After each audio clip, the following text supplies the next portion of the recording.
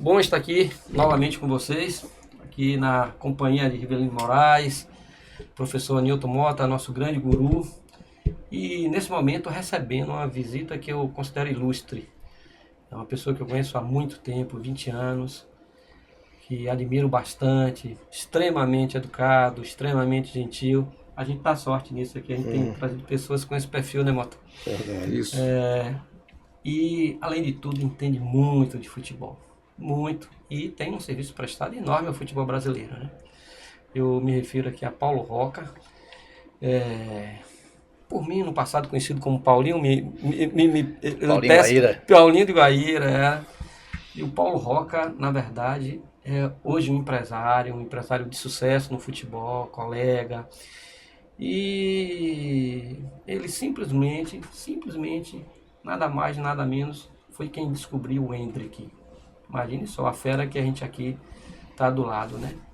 E Paulinho merece. O Paulo merece porque é uma pessoa que, além de ter um olho muito bom, sempre teve um olho muito bom. Paulo sempre foi uma pessoa muito correta, muito séria, muito respeitada no futebol. E a gente fica muito feliz, Paulinho, de ter aqui. A gente já tinha conversado em outro momento, já tinha feito esse convite quando você estivesse na Bahia e creia que é de coração. A gente fica muito feliz de estar perto de você aqui. Bom, boa tarde a todos. A felicidade é minha, a alegria é minha. Agora é uma responsabilidade muito grande para eu corresponder a isso tudo que você disse aí, né? Espero que a gente tenha realmente um bate-papo bem agradável. É um prazer estar aqui com você, Mota. Que é uma pessoa da mais alta capacidade, né, de identificação de Sim. atletas. Eu me lembro assim, só para a gente fazer uma lembrança rápida. Mota às vezes me ligava 2 horas da manhã, 3 horas da manhã, da época do telefone fixo. O Fixo. telefone tocava e eu olhava no relógio e falava, bom, esse horário não pode ser outro, só pode ser Mota. Cadê aquele menino que você disse assim, assim, assim? Era uma característica dele, né? Acho que ele ficava pensando e ficava... Mas realmente é um prazer muito grande estar aqui com vocês, Rivelino. E você é um amigo de muitas datas. Para ser mais exato, são 21 anos que nós nos conhecemos. 21 anos. 2003. Foi justamente, a gente estava falando um pouco antes aqui do Patrick, do jogador que a gente teve em comum, né? Exato. Paulinho sempre teve um olho muito bom e tinha um trabalho muito bom lá em São Paulo. E através de um amigo em comum eu conheci e levamos esse jogador juntos para o Santos. Patrick, se por acaso ele estiver nos ouvindo, a família dele, um grande abraço para vocês. A gente torce muito aí por todos vocês, mesmo aqueles que não conseguiram lograr êxito no futebol. Mas tenho certeza que pelo caráter que ele sempre demonstrou, Paulinho, Sim. ele é uma pessoa feliz, é uma pessoa, eu não tenho dúvida nenhuma, realizada. O Patrick era um excelente jogador, um jogador 88, e antes de Neymar no Santos, seria o grande nome, se não fosse as lesões. Exato. Mais um excelente jogador. Paulinho, me fala um pouquinho aí da tua trajetória, como é que você era, na verdade, uma pessoa que tinha um projeto em Guaíra, né? Aliás, antes um jogador profissional, né? E depois, numa atitude que eu diria de certa forma de lucidez, não que você não jogasse bem, mas porque você teve coragem, você saiu do profissional. Fala um pouquinho pra gente aí do teu... Eu acho que eu fui um projeto de jogador, né? Na verdade, eu atuei profissionalmente por 10 anos, foi muito interessante, porque era o clube da minha própria cidade, mas quando eu tinha 15 anos eu estava fora de Guaíra, jogando pelo Taubaté. Sim. Isso em 1984.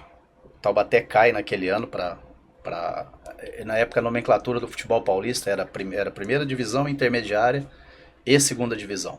O Taubaté era a primeira divisão e ele caiu em 84 para a segunda divisão e eu decidi voltar para Catanduva. Eu estava jogando lá no Sub-15.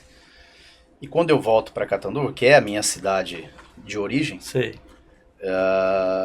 o treinador do Sub-20 diz o seguinte, olha, eu não tenho espaço aqui para você tem só 16 anos e meu time Sub-20 é muito bom. Nós acabamos de ser vice-campeão paulista do interior e infelizmente eu não tenho espaço. Eu voltei para minha casa, disse pro meu pai, falei, pai, olha, nós vamos ter que procurar outra coisa. Meu pai, inconformado, voltou lá e disse para ele, deixa ele treinar um dia, se você não gostar. E nesse dia ele me aprovou e rapidamente eu estava jogando como titular no Sub-20 dele.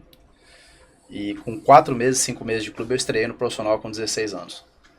Então foi uma estreia inesperada e eu digo que Na minha estreia eu olhei o lateral esquerdo, eu era ponta direita, e da época boa do ponto direito, que o ponto direito jogava pelo lado direito, né, mano? E o ponto esquerdo era pelo lado esquerdo, de perna esquerda, então era a época que a gente tinha que realmente fazer as ações pro fundo, para tirar o cruzamento pro centroavante. Dificilmente a gente vinha com a bola para dentro, né? E quando eu vou estrear, o lateral esquerdo era... Eu não sei se ele era tão grande, ou eu fiquei assustado no primeiro jogo. Eu sei que, por incrível que pareça, são coisas do futebol. Com 15 minutos de jogo, o lateral estava expulso. A primeira bola, eu acho que eu fiquei com medo dele. Eu abri a perna, ela passou por ele, ele fez a falta, tomou um amarelo. E na segunda bola, aí sim eu estava confiante, ele deu um corte na linha de fundo, ele me deu um carrinho. Segundo amarelo, vermelho, eu falei, pô, acho que esse negócio vai dar certo. Acho que eu sou jogador mesmo. E aí a coisa fluiu e eu joguei 10 anos profissionalmente. Mas aos 25 anos não tinha caminhado para o lado que eu queria. Sim. E eu decido parar de jogar futebol. Eu tinha me formado aos 20 anos em educação física. Essa foi uma decisão muito sábia de ter estudado. Quando eu terminei o ensino médio, já fui para a faculdade. Peguei ali uma última turma de 3 anos, então me formei rapidamente em educação física. Com 20 anos estava formado. Com 25 eu decido parar e vou para o meu próximo projeto de vida, que era ter uma escola de futebol. Eu achava aquilo muito atrativo, ensinar os meninos a jogar. Eu já tinha uma veia ali de talvez me tornar um preparador físico, eu gostava da parte técnica, de cuidar disso, e eu passei a trabalhar com crianças, de fato. Entendi. A partir de 5 anos, começamos até 12 no primeiro momento, e aquilo me agradava muito, dar aula e ensinar, era uma coisa que eu tinha um prazer muito grande, mas eu até comentei com vocês aqui anteriormente, a veia competitiva estava dentro de mim ainda. E rapidamente esses jogadores começaram a evoluir, começaram a crescer, primeiro ano, segundo ano, terceiro ano, e nós começamos a participar de competições, a princípio, regionais. E os meninos estavam indo muito bem. E com isso eu começava a identificar os jogadores na região, que tinham potencial. Sim. Num raio ali de 100, 150 quilômetros, nós fazíamos vários amistosos ou competições. A princípio, para fortalecer o teu projeto nas competições. Exato. E eu falo, eu vou em uma competição em tal estado ou em tal cidade, esse menino aqui serve para mim, esse aqui serve, esse aqui encaixa aqui. Então ali eu já comecei o próximo trabalho, que eu ainda não sabia que ele existiria. Mas ali eu já começo, sem saber, um próximo trabalho que era de identificação. E aí eu começo a trazer esses meninos para competir para a minha escola de futebol, para o meu projeto, em competições no final do ano e início de ano, que são as competições pelo país, né, que elas acontecem. E eu viajava com essas equipes, e aí começa a ter destaques. Os observadores dos clubes sempre nessas competições, sempre procurando atletas. Esses atletas começaram a destacar e sempre vinha um clube, gostei do seu jogador, vamos levar. Gostei desse atleta, vamos levar. Até que chega em 2002, o Vitória, que eu considero que aqui foi meu início como trabalho como empresário. Eu tenho quase certeza que foi Aildo Pires que... Sim, foi Aildo, inclusive, que nos apresentou. Isso, que trabalhava para o Vitória, e viu um zagueiro que nós tínhamos lá, Luiz Ricardo, um zagueiro nascido em 90, e que ele pediu para trazer para cá para uma avaliação. Filtrou, mas precisava de uma aprovação final aqui no Vitória. E nós decidimos vir para cá com o Luiz Ricardo, eu e meu sócio na época, o Eduardo Antônio. E nós decidimos vir e pedimos para trazer mais um atleta, que era o Rodrigo, um volante 9-9. E a gente vem com os 2 atletas e os 2 são aprovados. Então eu considero que ali é o início do meu trabalho, né? E por incrível que pareça, eu tô de volta na origem. Né? Que eu entendo que é aqui que realmente as coisas começaram e passo a conhecer realmente o pessoal daqui, João Paulo. Eu acho que o diretor naquela época era Simval Vieira. Simval Vieira. Nós tivemos até uma conversa com ele. Mota tinha uma representatividade muito grande dentro do estado, né, com o trabalho que ele fazia. Antônios era a grande empresa, né, de gestão de atletas, era uma empresa... Aqui no Norte e Nordeste ainda é. Inclusive. Exato. E aí eu começo a entrar e a conhecer um pouco mais desse trabalho. Obviamente, como vocês sabem, vocês também trabalham nessa área, já, né, sabem como é que funciona. Não existe o que te ensine a trabalhar nessa área. Você vai aprendendo com erros e acertos. Sim. Então, claro que foram muitos erros, claro que outras coisas nós acertamos, mas não existe uma faculdade que vai te dizer, uma fórmula mágica. Vá por aqui. Não tem. E, na verdade, é uma grande dificuldade, porque muitas pessoas não querem que você cresça tanto. Sim. As pessoas começam a te dar um espaço até um determinado momento. Puxa corda, né? Até a página 2, né? É. Mas ali já se fecha o livro e fala, agora é contigo, você vai ter que se virar aí. Então, o resumo da trajetória é essa aí. Eu estou há 22 anos nesse trabalho. É um grande desafio até hoje, né? Apesar da gente ter avançado bem, mas temos muito para trabalhar ainda e muito para construir. Bom, tenho certeza que você está orientando bem os seus atletas, porque você sempre foi uma pessoa que teve uma pedagogia muito boa e valores excepcionais. Agora me diga uma coisa, seus jogadores, já nessa atividade como empresário, fala aqui pra gente, pra nossa audiência, quais foram os jogadores que você conseguiu projetar? Tem alguns, Mota. inclusive, que talvez não esteja com você, a gente sabe que acontece isso também. Do mas mercado, né? É do mercado. Mota, talvez o expoente aí de todos eles, nesse momento, que é o mais comentado de todos, é o Endrick. Sim. Até tem uma coisa muito interessante que as pessoas me falam assim, você descobriu o Endrick? Não, eu não descobri o Endrick. O Endrick era um grande talento, desde sempre foi um grande talento. E eu digo que eu estava na hora certa, no lugar certo. E talvez a diferença disso tudo foi o agir. Claro.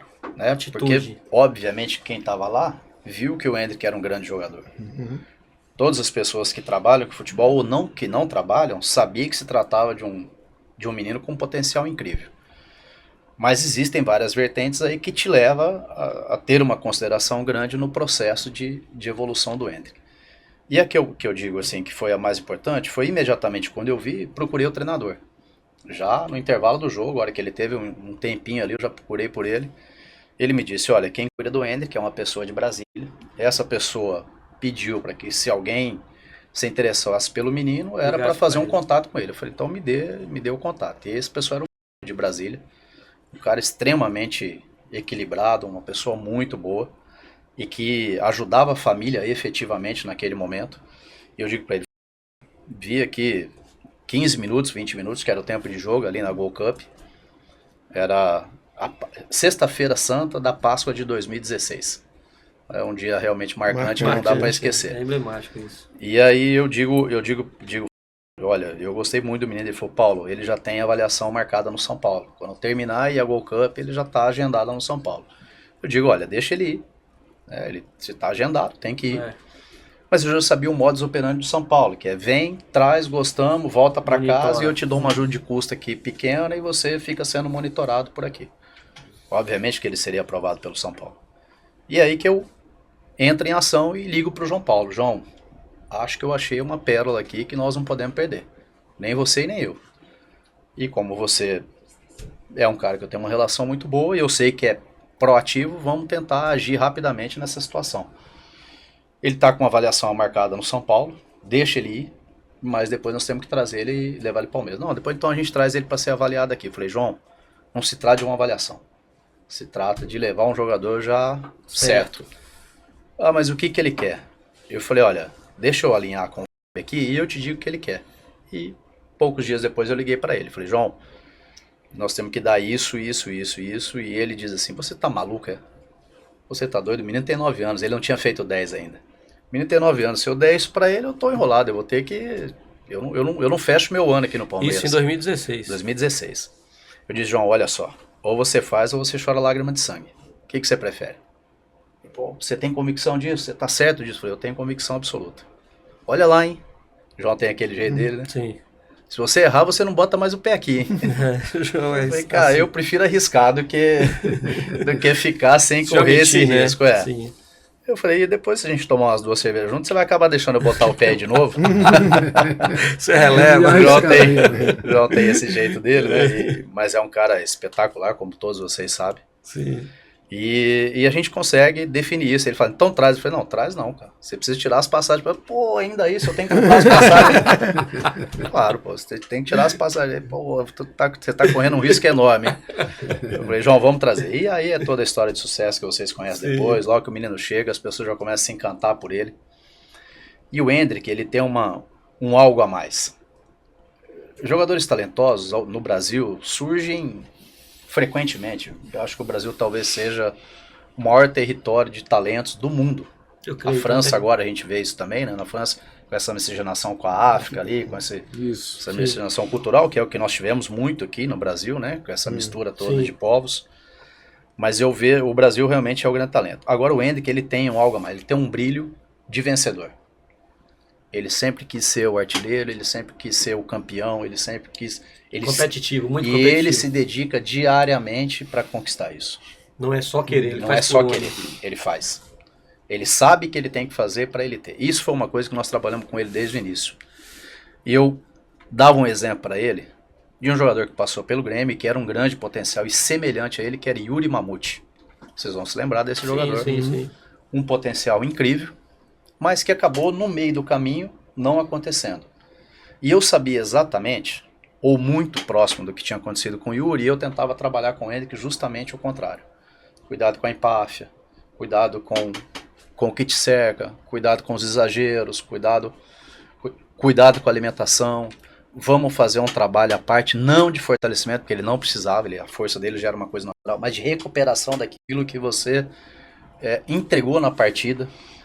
Eu lembro numa partida final de Sub-13 em 2019 contra o São Paulo, jogo de 30x30, que o Sub-13 paulista é assim, na final, em 60 minutos de partida ele deu 27 sprints. É muita coisa. Sprint de 40, 50 metros. E para um garoto... Um atleta profissional não consegue oxigenar nesse ritmo. E ele, com 13 anos de idade, ele oxigenava e já ia pro próximo. Como eles sabiam que ele decidia, então a equipe explorava ele toda hora nessa bola. E era um absurdo quanto ele chegava na frente dos outros meninos, né? Então eu fiz questão de ver o jogo e voltei e gravei o jogo, vi novamente e fui marcando. Eu falei, cara, não é possível. Não tem cabimento um atleta nessa idade dar 40 sprints de 40 metros. De 27 sprints de 40 metros em 60 minutos. Ou seja, era 1 a cada 2 minutos. Nenhum atleta, em condições normais, consegue fazer isso. Então ele tinha desejo pelo gol, desejo de ser vitorioso, uma condição física invejável, uma velocidade incrível, uma potência incrível e outra, inteligente. Ele não entrava antes. Ele fazia todo o movimento para entrar no momento certo. Então e algumas pessoas me diziam assim, olha, eu acho que esse menino não vai jogar, que ele usa só força. Eu falei, não é. Ele é inteligente, ele tem uma capacidade de definição muito grande e o desejo dele para ser o melhor, ela é incrível. E ele trabalha para isso. Então, deu no que deu. Deu no que deu. Um menino de 18 anos que hoje realmente é um grande sucesso. Agora, ele tem um grande desafio pela frente. Ele está indo para o maior clube do mundo. Sim. Isso é um grande desafio. Com os melhores atletas do mundo. E ele vai ter mais um desafio pela frente, como ele já teve vários. Mas é um desafio que eu acredito, na minha opinião, que é possível e que ele vai enfrentar bem.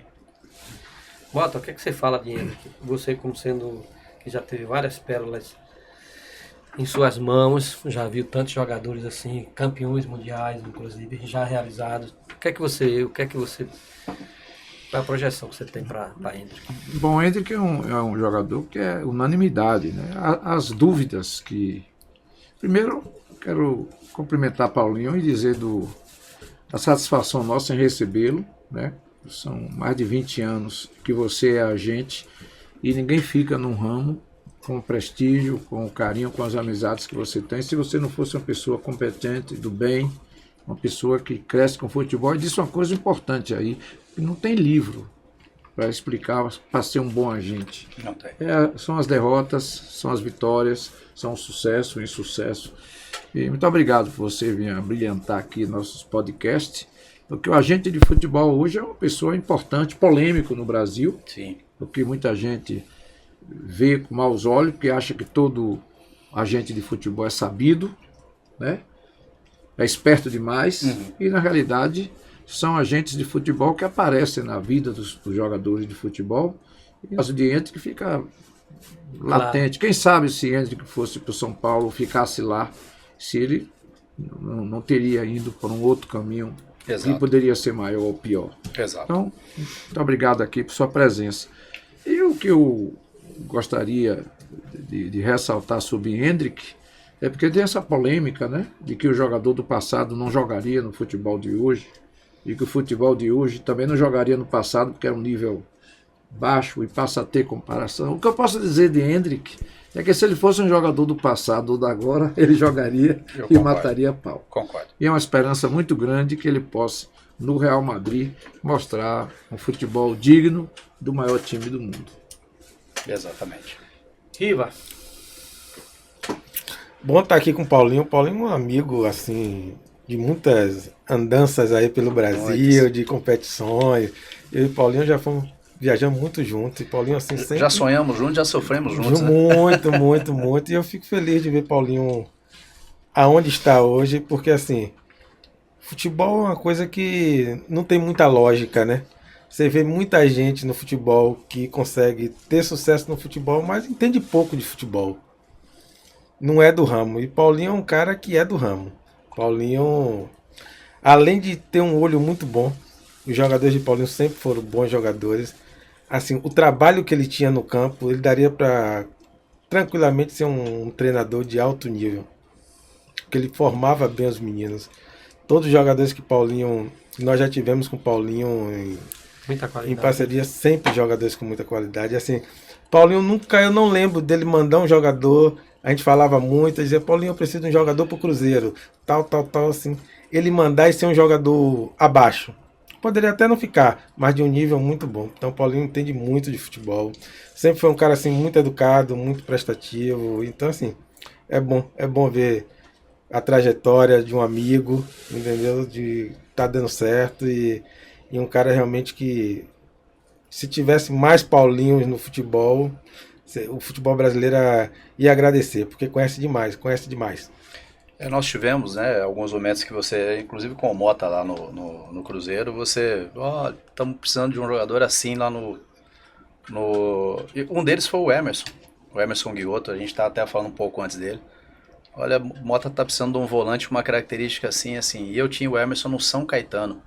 Isso. E o São Caetano estava ainda com um trabalho que ia, voltava, crescia, não rendia, né? Era um trabalho que a gente via ali e eu falei, eu preciso avançar com esse menino. Eu lembro que na época o Palmeiras tinha muito interesse no Emerson Guioto e eu te disse, olha, eu tenho um volante aqui que vai chegar lá e vai agradar o Mota. E realmente, o Emerson chegou lá com 14 anos, quase para 15 ali, e estava muito próximo da competição no Rio, que era a Copa Zico. Isso. E esse ano a gente mandou o Emerson Guioto para lá. Vocês foram campeões da Copa Zico, ganhamos, com essa categoria 9-3, né? 9-3. Ou seja, isso foi em 2008. Eu gosto muito de trabalhar com datas, que isso me deixa a minha memória... Estamos envelhecendo, né? Amadurecendo. Nós precisamos ter uma cronologia da história aí, eu costumo ter. E Emerson Guioto foi para lá, teve um período muito bom, profissionalizou no Cruzeiro, fizemos o contrato dele lá. Mas infelizmente algumas escolhas dele acabaram não ajudando, mas ele se tornou um jogador profissional, jogou até os 25, 26 anos. E depois acabou parando, mas tinha um potencial muito grande. Judivan também, nós levamos lá pro Cruzeiro. Judivan foi um grande pecado, né? Foi. Judivan foi um grande pecado. Foi uma judiação naquele Mundial Sub-20. A entrada que o zagueiro uruguaio deu nele praticamente encerrou a carreira dele ali. Ele tentou voltar várias vezes, mas é outra história de um atleta que nós levamos juntos e que tinha um potencial realmente muito grande no Cruzeiro. Paulinho, Paulo Roca. Fica à vontade. Estamos entre amigos. Paulo, me diga uma coisa. Circulou na mídia uma carta que Hendrick teria feito para seu irmão, né? Que eu achei, inclusive, uma coisa muito, muito bonita. Não sei se nesse momento você convivia com o Hendrick, eu acho que talvez mais recente, talvez não. Mas, de fato, ele escreveu aquela carta. Você tem alguma informação sobre isso? Não, esse período eu já não estava mais trabalhando com eles. Sei. Eu participei muito do nascimento do NoHL. Sei. Durante e do depois, porque a gente participou junto com a família ali, né? Eles estavam preparando todo o enxoval. A empresa tem uma característica colaborativa nesse sentido, de estar junto, de participar, de vivenciar junto esse momento deles ali. Até porque era um jogador que a gente cuidava muito próximo ali. Sim. No dia do nascimento eu também estava lá, até foi um dia que o Hendrick fez 2 golaços contra o Corinthians no Parque São Jorge, eles foram campeão da Copa Ouro. Nesse dia nasceu o irmãozinho dele. E dali nós já saímos e fomos direto para o hospital. Com o Hendrick já no meu carro, nós fomos ver o NoHL, que tinha nascido naquele dia, no dia dos gols dele. E nós chegamos lá, a Cintia estava toda feliz, né? E a gente... Então esse processo inicial e nós tivemos dias depois jogando boliche junto, já com a criança ali nos nossos colos, ali, né? Que ficava trocando de cola em cola. Então eu participei muito disso. Mas nesse momento da carta escrita, já não estava mais com ele. Provavelmente não, pelo menos eu não me lembro. Mas vindo do Hendrick, eu tenho quase convicção que é escrita por ele mesmo. Que ele realmente é um menino... Não sei se vocês já viram a primeira entrevista que ele dá para a TV Gazeta quando eles são campeão paulista sub-11. E aí me disseram, você que orientou ele? Eu falei, não, isso é dele. É dele, é uma entrevista que ele tirou da alma dele, de dentro dele. É incrível, a entrevista dele é incrível. Não parece ser um menino de 11 anos falando. E aí aumentavam-se as suspeitas com relação ao Hendrick não ter a idade que tinha. Mas de fato ele era daquela idade. Foi absolutamente, é da idade que é. Sim. Cara de menino, mas é que ele é um menino que ele amadureceu antes dos outros. Isso acontece. A gente sabe que acontece, sim, claro. sabe que tem meninos que têm uma mentalidade diferente antes dos outros. Alguns levam mais tempo. Eu tenho jogadores com 23 anos que são meninos ainda. Sim. E o Hendrick, aos 15, 16, 17 anos, era um homem. Então isso é de pessoa para pessoa. Sem dúvida. Na verdade, ele, além das valências futebolísticas, eu nem acho ele da safra o mais talentoso. Mas, assim, maduro, ele parece ser o mais maduro. Assim, ele tem uma força mental, assim, uma gana, tem uma determinação muito grande. Tem. Realmente ele é isso. Uma passagem assim sobre ele, pra gente falar um pouco mais sobre Hendrick, né? Que é um tema importante do momento, Sim, né? sim, O atleta talvez a ser dito no momento. Ele, Estevão, o próprio Luiz Guilherme, né? Que é um trio fantástico do Palmeiras ali. Sim. Que o Palmeiras praticamente já fez o 1 bilhão, né? Que o João Paulo disse que essa geração valia, mas tem outros jogadores talentosos lá também. Mas falando um pouco mais do Hendrick, nós estávamos numa competição São Lugero, que é uma competição também importante, sub-13, em Santa Catarina. E ele, contra o Avaí, tinha começado o jogo há 15 minutos, ele tinha feito 3 gols. E o zagueiro do Avaí era muito forte. Mas ele, por 2, 3 vezes, o zagueiro quis botar o corpo nele, ele tacou o zagueiro pro chão e foi dentro do gol. E os pais dos torcedores dos meninos do Avaí começaram a hostilizá-lo. E ele começou a chorar em campo. E quando ele fez o 3º gol, ele foi lá e mandou a torcida se calar. Pôs o dedo na boca e mandou que a torcida se calasse. E aí, obviamente, que a hostilidade aumentou. Sim. Né? Ao invés dos torcedores entenderem que se tratava de uma criança, começaram a hostilizá-lo ainda mais. E ele termina o primeiro tempo chorando e muito nervoso. Imediatamente eu entro no campo e os pais quiseram vir para cima dele. E eu falo, ninguém se aproxima dele aqui não. Vocês podem ficar para lá, vocês respeitam aqui porque é uma criança. E eu sento com ele e começo a dizer para ele, Hendrick, isso vai acontecer muitas vezes na sua vida. Porque você vai decidir os jogos e a torcida adversária vai te hostilizar. Traga isso a seu favor. Seja o jogador que você vai deixar o seu torcedor feliz e o outro torcedor vai te admirar. Talvez não fique feliz com você, por você estar fazendo gol na equipe deles, mas vai te admirar pela sua competência, pela sua capacidade. Nunca responda. Isso faz parte do futebol. Então siga em frente, vai trabalhar, isso vai ser eternamente uma coisa que você vai ter que aprender a conviver com isso. A hostilidade, às vezes, da torcida adversária, por você estar decidindo as partidas. Então tenha calma, tenha paciência. Então foi um grande momento assim que a gente passou junto e que eu acho que ele entendeu bem e tenho certeza que ele leva para a vida dele. Ele demonstra ter um cognitivo muito alto em todos os aspectos, inclusive na questão emocional. Eu percebo que, inclusive, né, um garoto naquela idade, você já ter uma fluência nas línguas, a facilidade de comunicação, de fato, condiz com o que você está falando. É um cara que ele é determinado no que ele quer, né? Muito. E isso, sem dúvida nenhuma, abre portas. E no caso dele, que tem muito talento, pelo amor de Deus, né? Porque hoje a gente tem visto tantos jogadores que estão jogando por serem determinados, não terem tanto talento, né? E um jogador daquele que tem o talento que tem e ainda ter essa facilidade, ele me parece muito sóbrio. Eu achei isso muito interessante, até citei essa carta, porque é emocionante, né? Mas demonstra a lucidez dele também, né? E diante do quadro que a gente vê, eu não tenho dúvida nenhuma que ele será um grande jogador a nível mundial, entendeu? Ele vai estar bem. Claro que tem um processo a ser construído aí, Claro, aí não é uma coisa que extremamente não jovem vai ainda, acontecer de uma hora para outra, mas ele não tem dúvida nenhuma, é inevitável que isso aconteça, né? Os números, inclusive, já estão mostrando, né?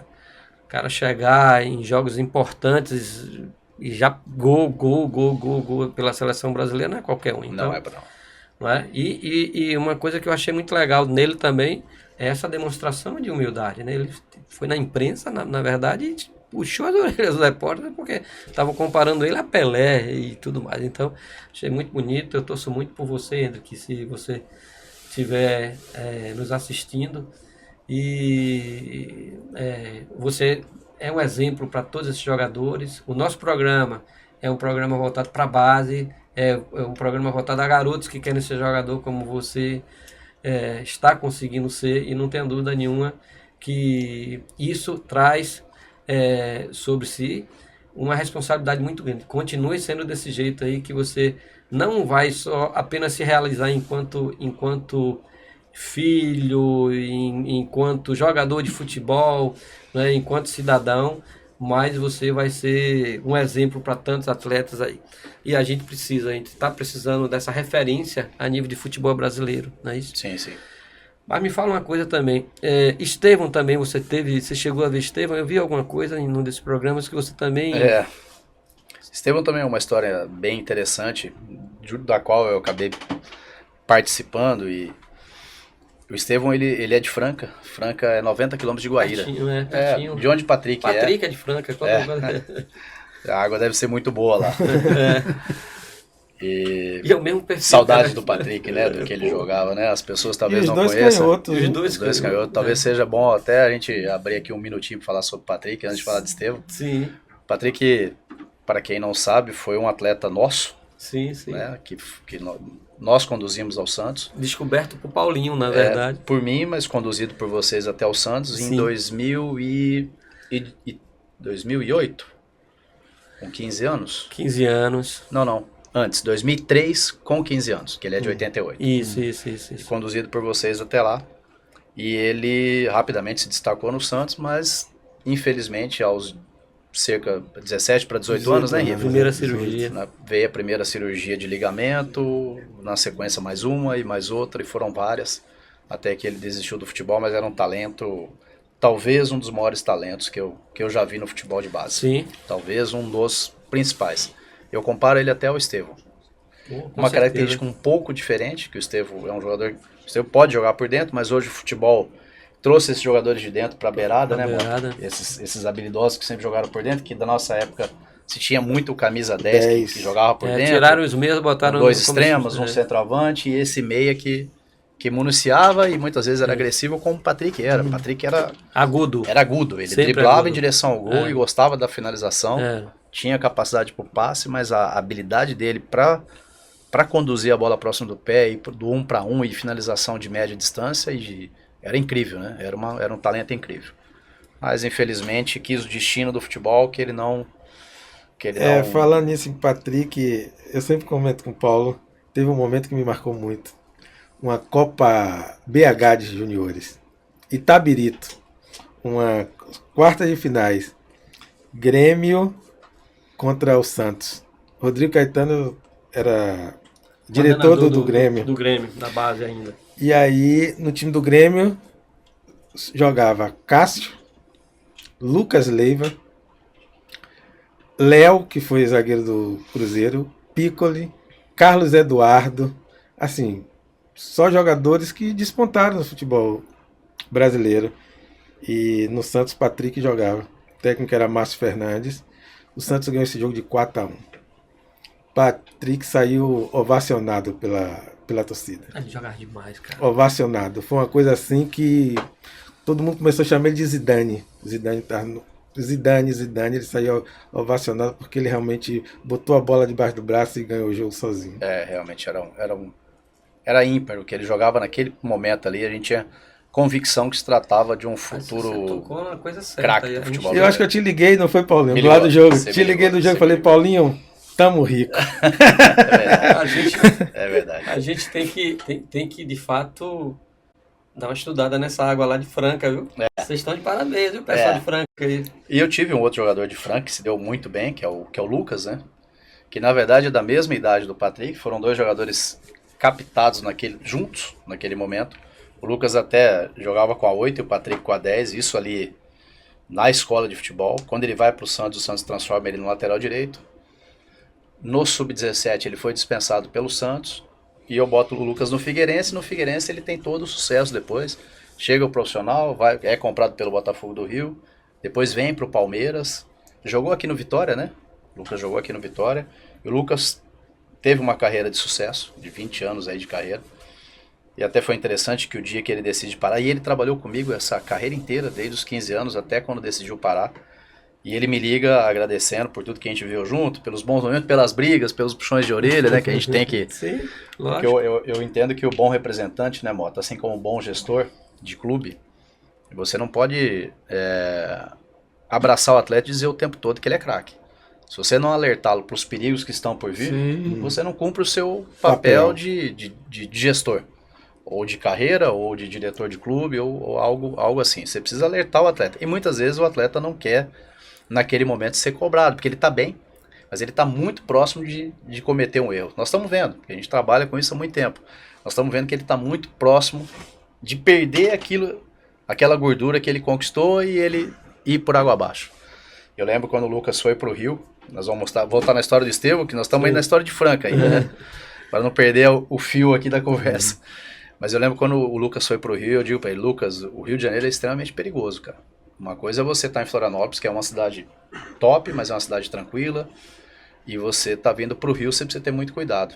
E o Lucas já estava casado com a esposa atual dele, que era uma mulher fantástica, estudante de medicina, estava prestes a se formar, e logo que ele chega no Rio, o Rafael Coelho, que era um amigo muito próximo dele, que tinha jogado no Figueirense, liga para ele, Lucas, vamos sair, eu tava junto. Tá vendo? Falei, esses aí são os seus desafios aqui para frente. Você vai dizer não. Não, mas ele é meu amigo. Diga não. E ele, não, Rafael, não posso não, tô chegando agora, tenho que ter calma, então... Mas é óbvio que nem sempre eu tô com o atleta, nem sempre o gestor está com o atleta, mas a gente estava sempre ali tentando orientar. Mas voltando para a história do Estevão, né, que também é de Franca, quando o Estevão estava com 7 para 8 anos, meu sócio continuou com a escola de futebol em Guaíra, e ele viu o Estevão jogando num torneio próximo ali na região, e ele convida o Estevão para jogar um torneio pela equipe de Guaíra. Então, por vários sábados, o pai do Estevão, o Ivo, levou ele até Guaíra para jogar a competição para a minha antiga escola de futebol, ali, que eu já não estava mais lá, mas o Eduardo, que é o Derda, continuou o trabalho lá. E ele me liga, acho que no primeiro sábado que o Estevão foi, ele falou assim, eu nunca vi nada igual, você precisa ver um menino que chegou aqui, que é fora do normal. Ele falou, ó, eu vi o Patrick, que o Derda também concordava com a gente, eu vi o Patrick e eu tô vendo o Estevão. São os dois melhores que eu já vi até hoje. Mas ele, obviamente, ele não estava acompanhando o futebol de um alto nível como eu estava. Mas ele ficou tão impressionado que eu falei, Derda, eu vou tentar ir. Eu falei, mas qual é a idade do menino? Ele falou, 7 para 8 anos. Eu lembro que eu brinquei ainda. Eu falei, Derda, eu não sei se eu vou estar vivo quando ele der certo. Porque, pô, 7, 8 anos é realmente complicado. Ele falou, não, mas você tem que vir, você tem que olhar, você tem que ver. E eu acabei não indo, por causa do trabalho, viajando sempre, e acompanhando o Campeonato Paulista. Isso, o Estevão está agora com 17, exatamente. Praticamente 10 anos. E aí eu acabei não indo. E fui ver o Estevão novamente com 9 para 10 anos, já no Cruzeiro, na Campestre. Porque o Cruzeiro não tinha essa categoria ainda dentro da Toca, mas ele tinha a Campestre ali funcionando como uma categoria para as idades menores. E eu tô lá na Campestre um dia assistindo um jogo lá, dando uma olhada, e eu vi esse menino treinando. Eu falei, só pode ser o Estevão. Eu já sabia que ele estava no Cruzeiro. E eu começo a perguntar, o pai do Estevão tá aí, que eu ainda não o conhecia, né? Aí tá sentado ali, eu vou próximo dele e digo, olha, eu sou o Paulinho lá de Guaíra, sócio do Derda, e o Derda me ligou para falar do seu filho várias vezes. Vim aqui te pedir desculpa por não ter ido, mas eu tô aqui agora e eu tô encantado com o seu filho. E eu tô estarrecido com a capacidade desse menino. Eu nunca vi nada igual. Ele é muito diferente. Lógico que eu tinha visto o Patrick, mas não cabia aquela conversa naquele momento. Sim. E eu disse, olha, eu acho, o Cruzeiro é um grande clube, eu tenho vários atletas aqui no Cruzeiro, sempre tive uma relação muito boa com o Cruzeiro, naquela época eu tinha muitos atletas. Eu falei, mas pro nível do seu filho, eu acho que ele não pode ficar aqui na Campestre. É muito pouco para ele precisa de desafios. Se ele ficar aqui, ele não vai ser desafiado pelo desenvolvimento que ele merece. Ele falou, é mesmo? Algumas pessoas já me disseram isso, e aí, o que você sugere? Eu falei, eu sugiro o Palmeiras. Cruzeiro, a gente faz uma combinação com o Cruzeiro fica com uma participação, Palmeiras fica com outra e o João Paulo é muito bom para lidar com isso. Sim. Eu disse, João, acho que eu achei outra aqui. Acho que eu vi outra aqui, outro fenômeno. Ele falou, não é possível. Eu falei, olha, vou tentar levar para aí. E realmente, no final de 2017, quando ele tinha 10 anos, eu levo ele para o Palmeiras. E alertei os treinadores do Palmeiras, que era o mesmo que tinha visto o Henrique, que é o alemão. Falei, alemão, tá chegando outro monstrinho aí, tá chegando outro fenômeno aí. E ele falou, não, então traz correndo. E no primeiro dia ele falou assim pro menino, ele falou, ó, você é craque mesmo, igual o Roca tá dizendo aqui? E ele todo bonzinho, todo timidozinho, ele falou, não sei. Próximo de Minas ali, conversando com o mineiro, né? E aí eu lembro que o alemão fala assim pra ele, ó, eu quero que você vá pro treino e dê pelo menos 3 canetas. Ele deu 8. O alemão voltou de lá e falou, pô, se eu tivesse pedido 10, você tinha feito 15, né? Aí ele dava risada, né? Ainda muito menino. Eu tenho as fotos desse dia aqui, ele aparelhinho no dente, cara de menininho de tudo, 10 anos. E eles já no Palmeiras ficam encantados com ele, mas o pai dele opta por voltar para Minas, já estava com uma casa alugada lá, já estava com a vida sendo iniciada ali, e ele opta por voltar para Minas e dar sequência no Cruzeiro, e não fica no Palmeiras nesse momento. Mas aí acontece todo aquele problema com o Cruzeiro, que a gente sabe, né, Mota? Teve todo aquele momento difícil do Cruzeiro ali, administrativo. O Cruzeiro realmente foi ladeira abaixo. E nesse momento, o Cury, que já estava administrando ele naquele momento com 13 anos, tira ele do Cruzeiro e leva para o Palmeiras, que é um grande centro de formação e que, enfim. Ele tinha um apelido de Messinho. Esse apelido foi lá em Minas ou... Já tinha na região lá. Tinha, né? Já chamavam ele assim lá em Franca. Pela característica de conduzir a bola e de driblar no contrapé do adversário. Ele espera o adversário, na hora que dá o contrapé, ele dá o drible. Aquele balanço que o adversário... Isso é uma mudança, Alguém né? ensina isso? Porque Ninguém ensinou isso para ele. ninguém ensina. E também é o seguinte, o Brasil hoje homenageia seus meninos, seus filhos com jogadores estrangeiros. Eu tenho lá no Jacuipense Dybala, Mbappé, entendeu? Mas Messi merece, Então, né? Messi Se merece, mas antigamente quem merecia era brasileiro. É verdade. Hoje Tinha um bocado de Pelé, tinha um bocado de goleiro, Dida. De Então, de fato... Você tem um jogador também que agora recentemente fez um gol, Vitor Reis, né? O primeiro gol dele como profissional. Vitor, eu acho que o Vitor, ele completa, junto com outros jogadores, como o Felipe Jack, que eu tenho na Itália, né? Que é um zagueiro também dessa mesma geração, ele completa a fala do João Paulo, que é a geração de 1 bilhão do Palmeiras, né? Vitor Reis é um zagueiro excepcional, comecei a trabalhar com ele com 11 anos de idade. O Vitor teve que fazer uma cirurgia nos pés, que ele tinha uma certa calosidade nos pés, e eu acho que era exatamente esse o problema. Talvez eu não saiba o nome técnico do problema que ele teve, mas ele teve que fazer uma cirurgia nos 2 pés. Então ele ficou praticamente sem jogar quase 2 anos. Com a cirurgia, recuperação, ganhar ritmo novamente. Mas quando eu vi Vitor aos 11 anos jogando no time do Hendrick, e eu lembro que o dia que eu me encantei com ele foi justamente a decisão no Allianz Parque da categoria Sub-11, que ele comandou ali atrás, que são campos reduzidos, e o Palmeiras praticamente jogava com um zagueiro. 2 laterais, e o restante, vamos atacar aí, que o time é muito bom, e o Vitor resolve ali atrás. E ele resolvia de fato. E ele já exercia uma liderança muito grande. Ele era o capitão da equipe, e ele exercia uma liderança, um time com Hendry, Luiz Guilherme, com vários jogadores muito bons. E ali eu vi que se tratava de um grande talento, e nós fechamos com ele aos 11 anos de idade. Trabalhamos com ele até os 15, não estamos mais, mas felizmente ali no Palmeiras a gente tem uma participação nesses jogadores que nós cuidamos por um certo tempo, 4, 5, 6 anos, mesmo que não continue mais com a gente. Então nós temos aí garantido pelo Palmeiras, pelo João Paulo, que é um clube muito sério e um gestor muito sério, uma participação de venda futura, mas é um jogador que se trata de um zagueiro excepcional. Eu trabalhei muito tempo com o Vitão. Riva lembra muito bem do Vitão. Internacional. Talvez o zagueiro, na era João Paulo, até então o principal zagueiro da base do Palmeiras, em 10 anos de trabalho. João Paulo concorda com o que eu estou dizendo, que Vitinho, a gente vê ele ainda um passo na frente do Vitão pelo que ele tem jogado. Vitão estreou pelo profissional aos 19 anos no jogo contra a Ponte Preta, fez dupla de zaga com Edu Dracena. Fez um bom jogo, mas era um jogo de Campeonato Paulista, sem tanta pressão, sem tanta... E ele fez um bom jogo.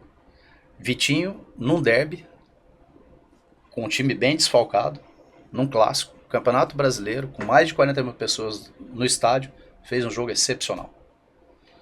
Então, para vocês perceberem a diferença que existe de dois grandes zagueiros, dois zagueiros top. Vitão é um zagueiro top, provou isso e prova todos os jogos, todo o campeonato que ele joga. Mas Vitinho realmente é um zagueiro que Palmeiras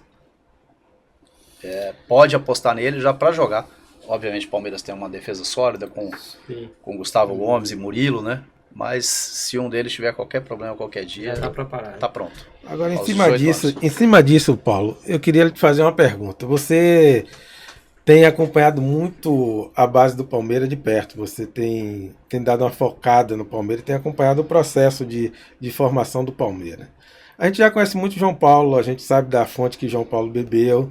Aqui ele copia muito Tá aqui, né? do que foi feito por Mota, Sim. entendeu? Claro que colocando as ideias dele também, que o João Paulo é um cara muito inteligente, muito proativo.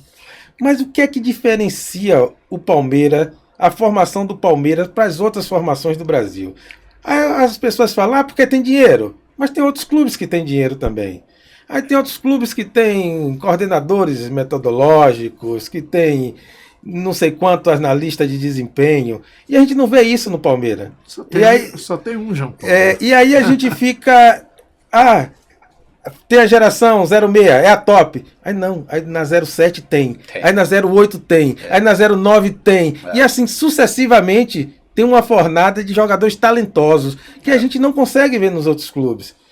Quem vai chegando perto do Palmeiras nas competições é o Flamengo. Mas a gente não vê. O Flamengo tem um jogador ou dois jogadores. E aí depois pula, que não consegue ter. Mas o Palmeiras sempre tem jogadores talentosos. Qual é o diferencial para você? O mesmo que o Mota fazia. É exatamente a mesma coisa. O João Paulo aprendeu, bebeu da água e sabe o que tem que fazer hoje. É um cara proativo, dinâmico. Ele atende a mim, que hoje tem um status um pouco... E tem uma história bom, dentro do clube, né? Mas ele atende o seu João, o seu Chiquinho, o seu José, exatamente, que tem uma escola pequenininha e que liga para ele e diz assim, eu tenho um jogador muito top aqui. Me manda que eu quero ver. Mota fazia isso. João Paulo aprendeu. Atenda a todas as pessoas. Obviamente que o seu João vai mandar o jogador uma vez, não foi bem, mandou outro, mandou a quinta vez, não acertou, ele fala, seu João, peraí, o senhor não está acertando, eu vou mandar alguém aí para dar uma afinada aí, que aqui a exigência é maior. Então, mas se ele atende absolutamente todas as pessoas. Você viu ele aqui esses dias trabalhando nos jogos das categorias de base sub-15. E não é porque está aqui em Salvador, não, que é a terra dele. É assim no Brasil inteiro. Lembro uma vez que eu encontrei João Paulo, eu sempre andei muito nas Copas São Paulo, cerca de 10, 12 mil quilômetros durante os 25 dias. E a gente se encontra aí pelo 18º dia, ele me diz assim, quantos quilômetros você andou? Eu falei, já andei uns 8 mil quilômetros. Ele falou assim, ganhei de você, já andei 9.500. Então é isso, é o cara que está para trabalhar e que está para atender absolutamente todas as pessoas e que abre as portas. Obviamente, é só isso? Não, mas isso é o principal.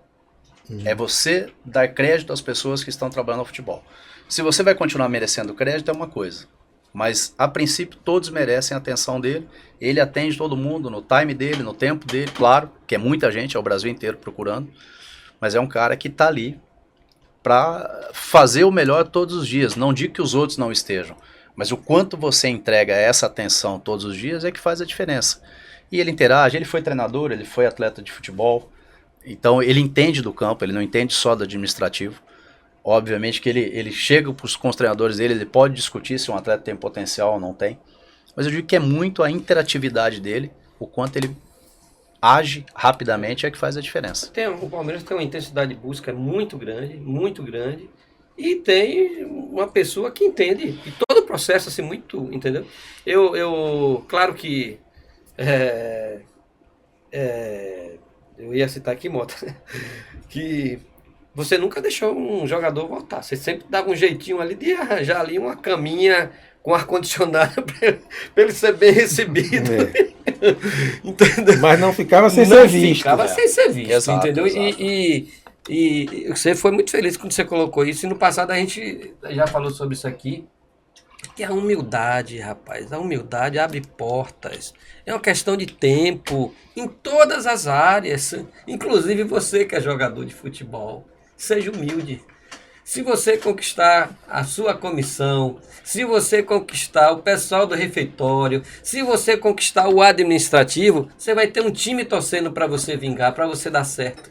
Então a humildade abre portas. Não é só jogar dentro do campo, se joga fora também. É importante você jogar fora. Veja o exemplo de Hendrick, que vem jogando fora. É um cara que sabe se comunicar bem, é um cara que tem se preparado, um cara que hoje, vamos dizer assim, um poliglota, né? Então, é importante ter humildade, entendeu? E isso em todas as áreas. E Mota, João Paulo, e certamente existem, vou fazer menção aqui a Breno do Bahia, é outro cara que eu não conheço pessoalmente, mas já falei por telefone, a pessoa que recebe muito bem, entendeu? Então, de uma forma geral, isso abre portas. Claro que não é só isso, você tem que entender do assunto. Claro. Aí você pega um João Paulo que para mim é como se fosse um Hendrick, entendeu? Que tem toda essa facilidade. E além disso, entende do traçado, né? Vamos usar esse popular. Não dá para você ser bom, entendeu? Ali dentro de uma salinha de ar-condicionado. Isso não vai existir. Pelo menos no futebol, não. Sabe? Pelo menos no futebol, não. Nesses anos todos que nós temos de trabalho, né? O Palmeiras nunca foi uma equipe que foi de ponta na base. Não. Né, Mota? Com certeza. O Vitória, por muitos anos, foi uma equipe de ponta pelos profissionais que tinham aqui, que trabalhavam aqui. E a gente conhece o Vitória como um grande formador de atletas e um grande revelador de atletas e uma equipe que assustava as outras equipes quando chegavam nas competições. Era uma equipe que, ó, o Vitória tá aí. Pode ter certeza que é uma grande equipe. Então, quem faz essa equipe crescer e essa equipe ser respeitada são as pessoas. Sim. Que estão fazendo a gestão, que estão trabalhando, são os treinadores, é o gestor. Eu lembro quando o João Paulo chegou no Palmeiras em 2015, ali final de 2014, 2015, ele me ligou. Falou, vem cá, você que é de São Paulo, quanto tempo eu duro aqui? Conhecendo o Palmeiras como era e conhecendo o João Paulo como é, eu disse, olha, eu acho que 6 meses. Ele, oxe. Eu falei, se você passar de 6 meses, acho que você fica 6 anos. Ele tá há 10. Passou dos 6 meses. Passou dos 6 meses. Achei que chegaria nos 6 anos, ele já passou dos 6 anos, ele já tá em 10 anos. Porque é um cara que tá sempre quer, ali. né? Porque quer. Porque se quisesse ter trocado, já teria trocado. Claro. Mas é um ambiente para ele tá. É um ambiente que ele. Tá conseguindo realizar, né? Eu não tá digo tendo que, condição. hoje né, eu não digo que um precisa do outro, mas é que um faz muito bem ao outro.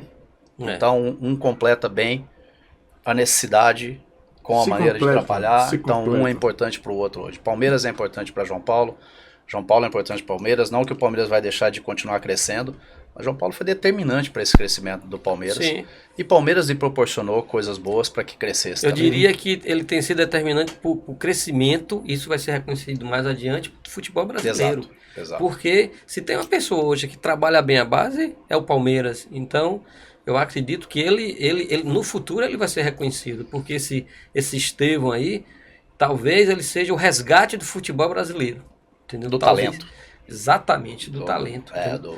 Queria aproveitar o momento para mandar um abraço aqui para Carlão, que está chegando no Cruzeiro. Vocês mineiros, cruzeirenses, vocês vão estar muito bem servidos aí por esse profissional de muita competência, entende muito sobre captação. É da escola de João Paulo, é da escola de Mota, né? Carlão tem muito conhecimento, o Vitória perde bastante, né? Com a saída de Carlão. E a gente deseja, Carlão, para você assim, todo sucesso. A gente tem certeza que você vai brilhar também aí em Minas, né? E estamos torcendo por aqui. Também queria mandar um abraço para Ederlane do Vitória da Conquista. Estou esperando a camisa, viu? Ele me desafiou aqui para no programa aqui da gente, a gente usar a camisa do Vitória da Conquista. Que é o Mechan, hein, Derlane? É Derlane, rapaz. Eu não sei se você conhece a Derlane do Vitória da Conquista. Sei que é. A Derlane é uma pessoa muito simples, muito competente. Se aquele cara tivesse, ele cai dentro de um clube grande, um clube médio, ele bota para arrombar, porque ele é um grande gestor. Ele consegue gerir, sabe, com nada, com muito pouco, sabe? Ele reúne as pessoas ali em Vitória da Conquista. A Derlane, para participar, Paulinho, de algumas competições, se for o caso, ele faz rifa, mas participa. E passa a mensagem. amigo, eu tô mandando aí um bilhetezinho para você, entendeu? Então, parabéns, Aderlane. Tô esperando a camisa. A gente vai estar aqui sempre torcendo por você.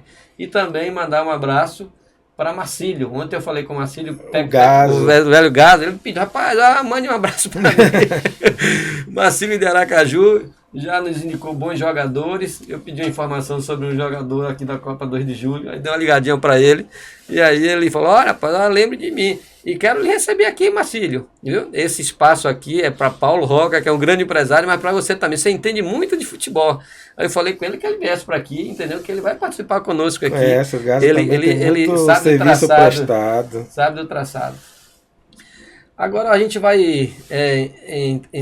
nós vamos ver um videozinho e vamos discorrer um pouquinho sobre o que esse vídeo, a mensagem que esse vídeo nos manda. Vai aparecer aqui na frente. 10. Hoje os europeus estão tendo esse camisa 10, a gente só está tendo homens de beirada, com a perna trocada. Antony, Vinícius Júnior, não tem camisa 10, pô. Como é que estão matando a base? O que é que vende? Vinícius Júnior de beirada, Rodrigo, Antony, jogador de beirada que os europeus gostam. Então tudo isso, a gente parou de fazer camisa 10, tudo de beirada. Bota com a perna trocada e vai e vende. Tá matando os 10, pô.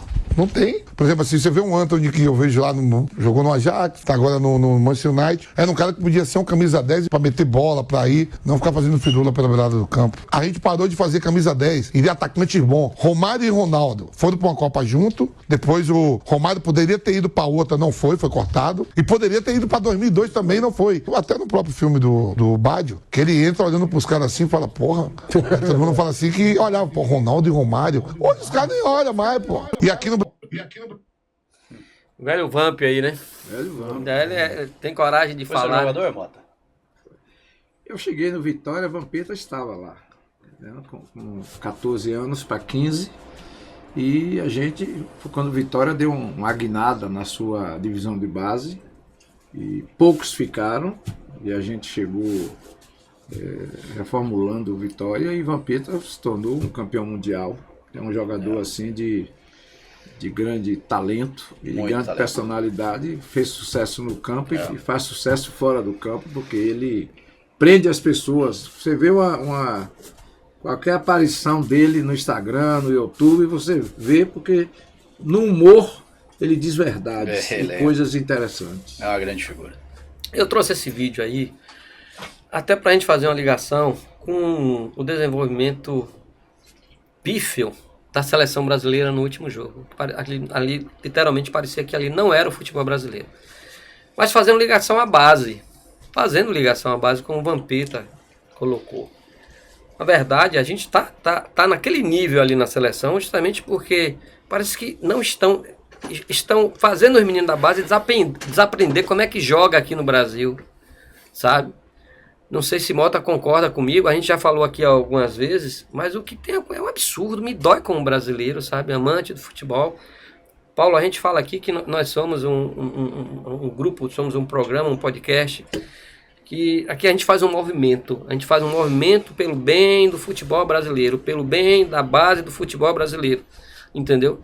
E até sempre faço uma convocação às pessoas que pensam como a gente, que participem, que se manifestem, porque a única forma, entendeu, de você fazer um movimento é você se manifestar.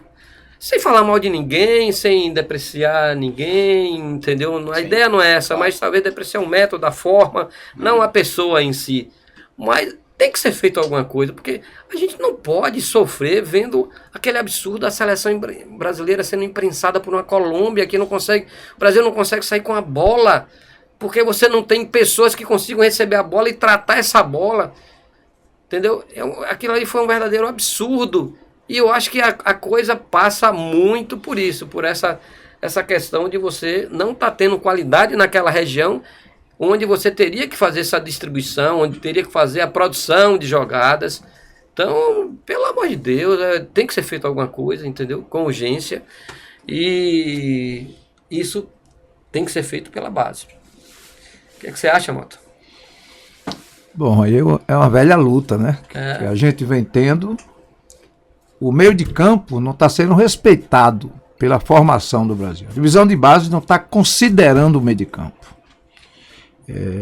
O Brasil, em 2014, Hulk, canhoto, jogou na direita. Tomou 7 da Alemanha. Hulk, Fred e Oscar. Oscar destro. Então, na Copa de 2014, foi uma hecatombe. Foi um desastre. E o Brasil, ao invés de... manteve. Nossa seleção hoje, com laterais, para mim, na minha opinião, medíocres. Danilo, 9 anos titular de uma seleção brasileira. Um lateral que não apoia, não agride, não faz gol. E quando o lado defensivo dele precisava contra a Croácia na Copa do Mundo, ele não estava lá, abandonou. Entendeu? E o Wendel, lateral esquerdo, eu não compactuo com o futebol com 3 atacantes da maneira que o Brasil faz. Os treinadores gostam de 3 atacantes para poder os extremos marcarem o lateral. Impede os laterais de subir e você, para ter 3 atacantes, tira um 8 e tira um 10. E você mexer no meio de campo. A seleção brasileira feminina agora fez a convocação para a Olimpíada, 18 atletas, que o regulamento diz isso. 7 atacantes convocados, 3 meio-campistas, 2 volantes e 1 meia. Se um meia machucar no primeiro jogo, a gente vai fazer uma Olimpíada sem meia. Não se respeita um meia. Vampeta diz que Antony poderia ser um 10. Mas o treinador prefere botar no extremo, para ele ter que marcar o lateral. Então você já dá uma característica defensiva. Estão culpando o Paquetá, porque na hora do gol de empate, e quem fez o gol na gente foi o lateral Munhoz. Na hora do gol de empate, Paquetá que devia marcar. O 10 é que devia marcar o atacante adversário. Eu cheio de volante, cheio de linha de 4, de zagueiro, de laterais que não apoia. Ainda quer que o 10 esteja marcando lá na frente. Então esse é o Brasil que não encanta. Esse é o Brasil que não joga futebol para frente, que os volantes erram um passe. Entendeu? Então, não ter meia é uma afronta ao país que criou o Folha Seca com Didi. Vamos respeitar os 8. Você, para ter 3 atacantes, você tem que tirar um meia e não se tira meia. Meia é coração. Meia é quem arma. Meia é quem dá a plástica do jogo. E nós nunca vamos igualar o europeu pela tática e pela física. Nós vamos ser sempre secundários. Nós podemos ser primeiro na arte, no talento, no toque de bola, no passe que Everton Ribeiro deu ontem no Bahia no jogo. Aquilo sim que é futebol, meia, com qualidade. Então é isso que a gente quer ver no futebol brasileiro, e a divisão de base é grande responsável, porque os treinadores da base se reúnem, criticam, falam que tem saudosista, que fez isso, que tem aquilo, e somos nós que formamos o futuro do Brasil. E nós estamos fazendo um futuro ruim, sem talento. Tá no auge, não tá no auge? Messinho, entendeu? Messinho, vou chamar de Messinho. Messinho não tá no auge? Ele podia ser um 10, e ele se encaixava como um 10. Ele não tem que jogar na ponta, ele tem que reinar ali em todo espaço. Pelé fazia gol na direita, no centro, na esquerda, em tudo quanto é lugar. Então pegar Messinho e botar ponta invertido, aí me lembrar, imagine Hulk jogando preso na direita, como colocaram ele na Copa do Mundo. Então eu sou veemente contra. Eu gosto do talento. Eu gosto que hoje a gente possa respeitar o meio de campo. E não estão respeitando o meio de campo no futebol brasileiro. E a culpa é da base. E os jogadores profissionais herdam da base essa maneira esdrúxula que o Brasil tem de não querer que o lateral apoie e que o extremo corte para o meio de uma maneira previsível, entendeu? Que você não surpreende o adversário. O Brasil na Copa parece que em todos os primeiros tempos não fazia gol. E o Brasil não faz gol, não dá uma goleada há muito tempo, porque os treinadores não querem. E para mim, Dorival Júnior, posso até me queimar. Tomara que me queime. Sim. No jogo contra o Uruguai. Né? Estamos gravando aqui na véspera do jogo contra o Uruguai. Mas o Uruguai é favorito. Sim, e sem dúvida. O Brasil hoje é o 4º time da América do Sul. Em resultados, o Brasil hoje se afastou no ranking. O Brasil hoje é inédito em quebrar tabus. Entendeu? De perder a eliminatória em casa. Tabu negativo. Então, infelizmente, quem conviveu um futebol de glórias, hoje vê um futebol de insucesso. E de forma que, para começar a mudar, eu queria, não sei que você concorda, A CBF podia botar João Paulo na base, né? Pra gente começar a ter mudança e a base começar a ser o verdadeiro produtor de craques nesse país. Agora, na verdade, não só os treinadores, né? A gente fala muito dos treinadores aqui, eles ficam chateados com a gente. Mas os gestores também têm eles têm uma grande responsabilidade nisso também. Porque João Paulo, ele forma jogadores de talentosos, porque ele cobra dos seus treinadores que nos clubes dele, nas categorias, tenham jogadores talentosos. Então, assim, quando a gente não respeita a história, o que acontece no Brasil hoje é o seguinte: eles romperam com a história. Eles pegaram a história do futebol brasileiro e jogaram no lixo. E querem reconstruir uma história. Só que essa reconstrução está sendo uma história vexatória. A gente sai para a Croácia, a gente sai para a Bélgica, a gente não consegue ser o melhor mais da América do Sul, a gente não consegue ter os melhores jogadores. Então alguém precisa romper com isso. Parar e dizer, não, já existe uma história. Aqui, com todo respeito, não é a Venezuela, não é a Bolívia, aqui é o Brasil. Aqui é o pentacampeão mundial. Então, com essa história de jogar com jogadores posicionais, o Brasil nunca foi isso. Agora sim, a gente não pode ser saudosista, mudou o futebol. Agora sim, o camisa 10 não pode ser aquele camisa 10 romântico. Ele precisa trabalhar com bola e sem bola. Aquele camisa 9 não pode ser mais aquele camisa 9 paradão que ficava lá só para botar a bola para dentro. Ele tem que trabalhar mais hoje com bola e sem bola.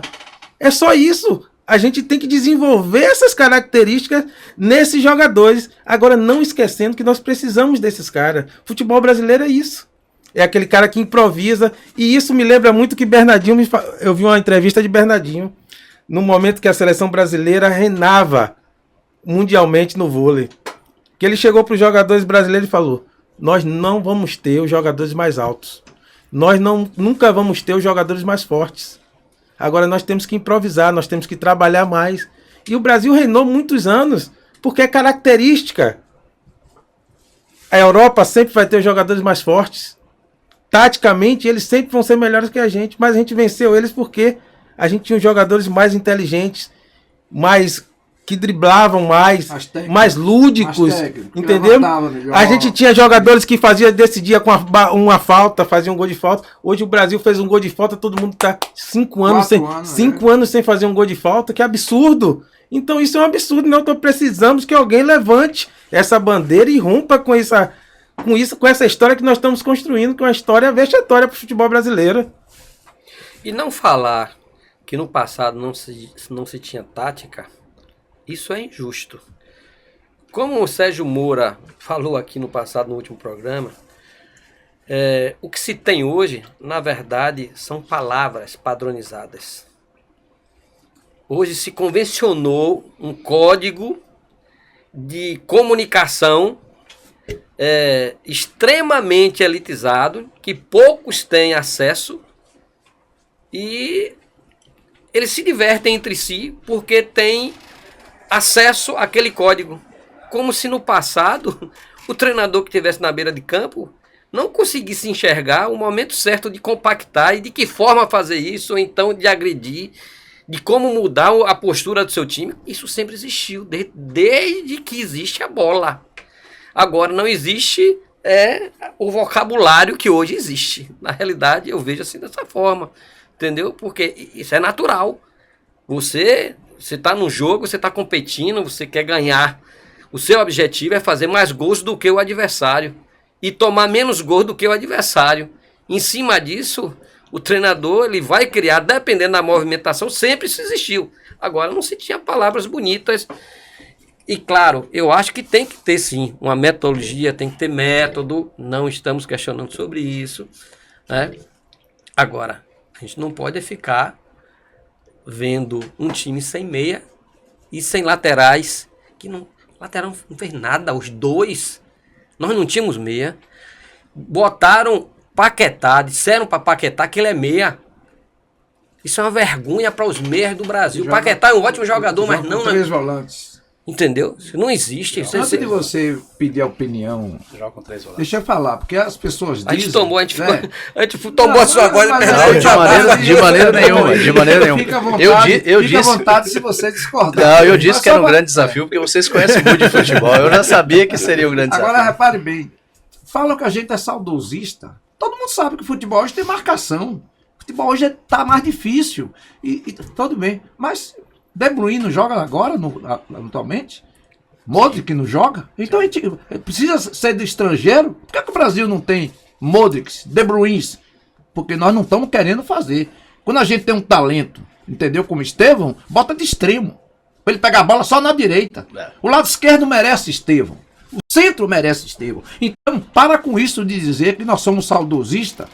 A gente quer um futebol de talento. Você vê talento em todas as equipes.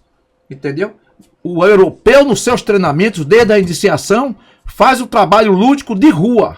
O europeu treina descalço, o europeu brinca, Que é o que o nós europeu sempre fizemos, salta, pula. Que é o que a gente O sempre europeu faz o que nós fazíamos na rua e a gente não faz. Em resumo, o europeu copiou o que nós temos de bom e nós estamos querendo copiar da Europa o que não nos interessa.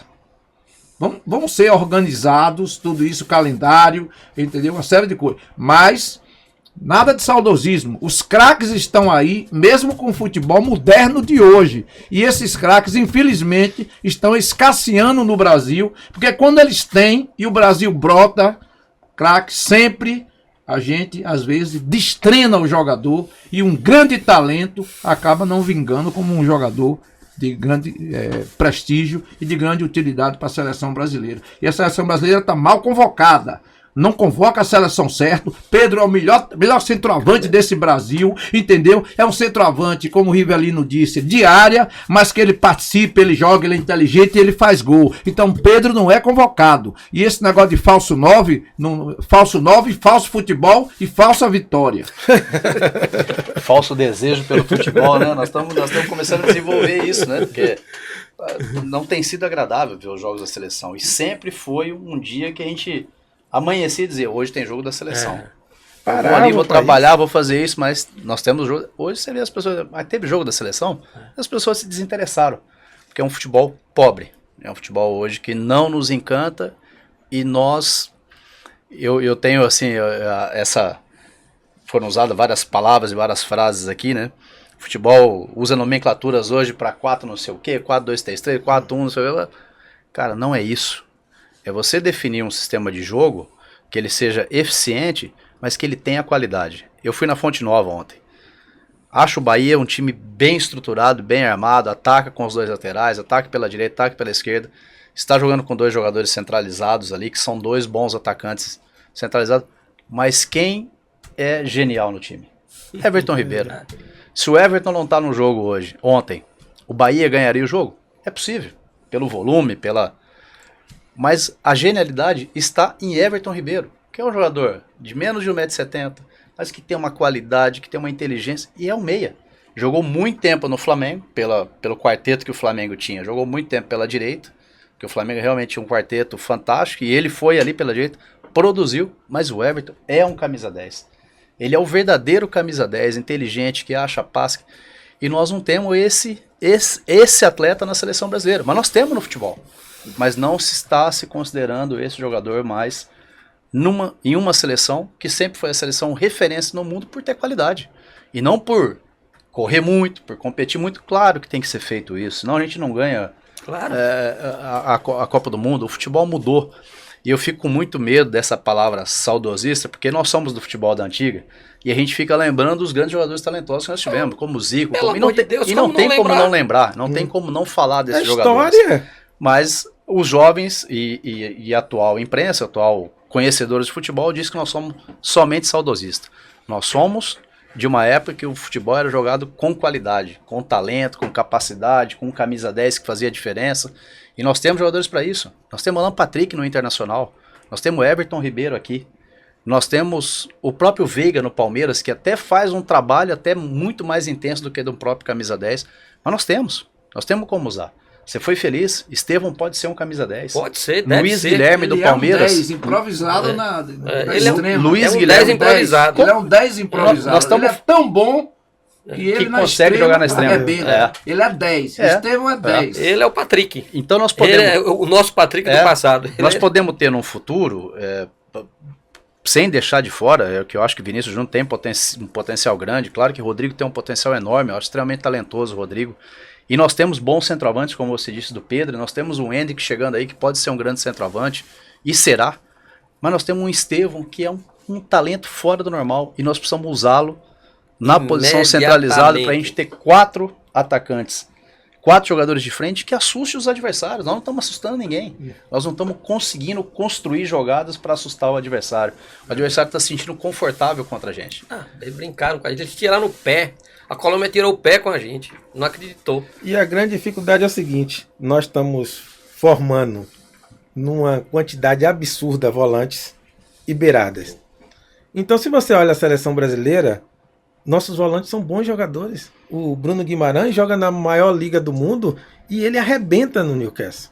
Todo mundo quer o Bruno Guimarães. Paquetá é um bom volante Entendeu? também. Paquetá, o City Volante. queria comprar ele agora. João Gomes a gente vê jogar na Premier League também muito bom. Agora imagina, 2 volantes com 2 meias de qualidade, de alto nível. E essa história que não pode jogar, aí é o que o Reginaldo falou, a tática já vem lá de trás. Zagallo jogou com 5-10 em 70, 5 camisa 10, entendeu? Dorival Júnior, que todo mundo diz que agora tá pipocando na seleção. No Flamengo, todo mundo dizia que não podia jogar Pedro e Gabigol. Ele botou para jogar junto. Tem que jogar os melhores. A parte do treinador é encontrar o espaço para os melhores jogar. O Bahia sofre às vezes nos jogos. O Flamengo ele botava 2, na seleção nenhum. Nenhum. O Bahia tem sofrido às vezes nos jogos, porque o Bahia tem no meio campo do Bahia, o Bahia joga muito por dentro do campo. Então, quando Everton Ribeiro cansa, Cauli cansa, não tem jogadores com as mesmas características para substituir. Aí o Bahia perde. Mas enquanto esses caras têm fôlego, o Bahia comanda o jogo. O Bahia foi no Maracanã, teve mais posse que o Flamengo, conduziu o jogo. Então, é os caras... Quem pensa o jogo é o meio campo. E a gente não, a gente tem abdicado do meio de campo. Vamos jogar com os beiradas lá correndo... parecendo uns malucos, 90 minutos, e vamos ver o que é que vai dar. A bola passa toda hora na seleção brasileira na área. Cadê o 9 para botar o pé na bola? Aí os caras ficam cruzando para Vinícius Júnior, Rodrigo, os caras com 1,70m, 1,72m. E nós temos um outro centroavante que também pode ser já visto e pensado para o futebol brasileiro, para a seleção brasileira, que é o próprio Rodrigo Muniz, que está na Inglaterra, é um centroavante de 23 anos. É bom jogador. Com 1,87m, 88, com jogo aéreo muito bom, com muito bom jogador dentro da área. Nós temos o Pedro, que são centroavantes com perfis bons, com capacidade de jogar dentro da área e que sabem sair para fazer a construção da jogada. Assim. Então eu acho que realmente nós estamos carecendo de um pouco mais de atenção a esse trio ou quarteto ofensivo ali na frente que vai fazer o futebol brasileiro ser respeitado novamente. Mas nós precisamos de um camisa 10, de um jogador que construa por dentro, isso não tem dúvida. Talvez, com a volta do Neymar, se ele focado, ele será o nosso camisa 10. O Neymar focado, ele é um craque, nas ele costas, é genial. Na ausência que ele tem, inclusive, ele seria talvez o nosso camisa 10 aí, que ele volte... Jogando pelo meio. Voltando pelo meio. Mais pelo meio. E que ele volte muito bem, com o desejo de ser... Não, eu queria ver era Neymar e Estevão juntos, ali, os dois. Se Deus quiser, nós vamos ver. Os dois. Dois volantes bons. Laterais apoiando. Laterais apoiando. De falta. Tiver que perder a Copa, perca. Agora perca jogando. Querendo... Nós falamos um pouco de curiosidades de futebol, né? Eu joguei com o pai do Neymar em 91. Foi, né? No Grêmio Catanduvense. Jogava bem? Era esforçado. Tinha muita força física. Já deu sua nota aí, viu, professor? Era esforçado, tinha muita força física. Olha, seu amigo ali cornetou, viu, professor? Brincadeira. Neymar com certeza foi concebido em Catanduva em 91, né? Foi a gestação dele aconteceu foi ali. lá, né? E ele nasce no início de 92 em Mogi das Cruzes, né? Que é onde o pai dele foi jogar e acertou um contrato com o União de Mogi. O cara lá, já em Catanduva, já tava perseguindo um craque. Eu já tinha que ter fechado ali com o Neymar. Você já tava ali, você já tava pertinho e não sabia, né, cara? Eu vou pedir para passar um outro vídeo. O professor Lucha, ele também mandou um verbozinho aí. Sempre é bom ouvir o velho Luxemburgo.